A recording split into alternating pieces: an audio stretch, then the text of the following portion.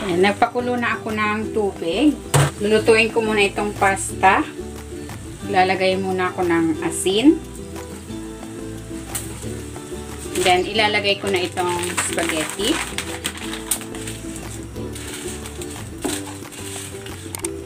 I-boil natin ito for 8 minutes. Ayan, okay na itong spaghetti. Hahanguin ko na ito. At i-drain ko na yung tubig. Ilalagay ako ng cooking oil. Igigisa ko na tong bawang.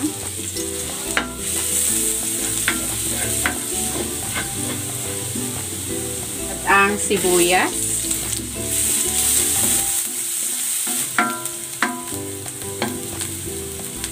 Ayan, igigisa ko na rin tong ground pork.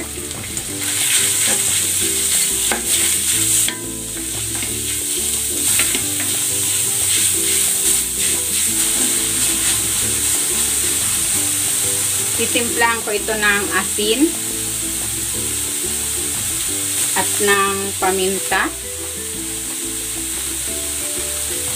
At maglalagay din ako ng Knorr seasoning.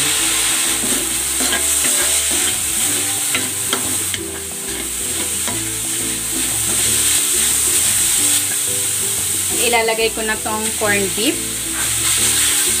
Dahil wala akong ground beef, corned beef na lang ang aking pamalit. Mas masarap kasi pag mix ng beef at pork yung sahog. Ilalagay ko na itong spaghetti sauce. Ito ay Filipino style spaghetti sauce. Maglalagay din ako ng ketchup.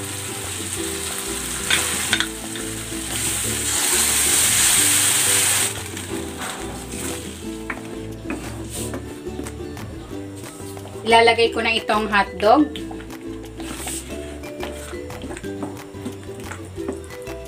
At maglalagay ako ng oregano.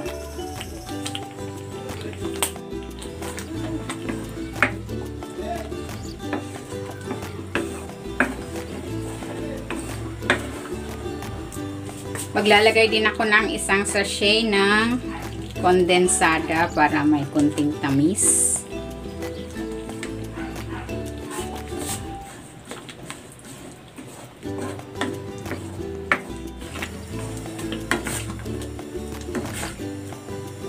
Ayan, okay na itong ating sauce. Magtatabi muna ako ng pang-toppings bago ko ilagay yung spaghetti.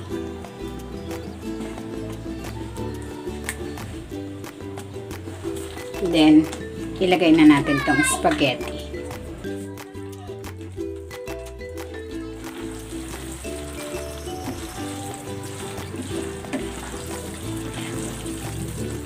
Ayan, okay na ito ang ating spaghetti. Ililipat ko na ito sa ating platter.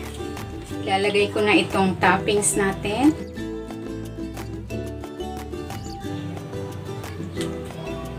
Magagadgad ako dito ng keso.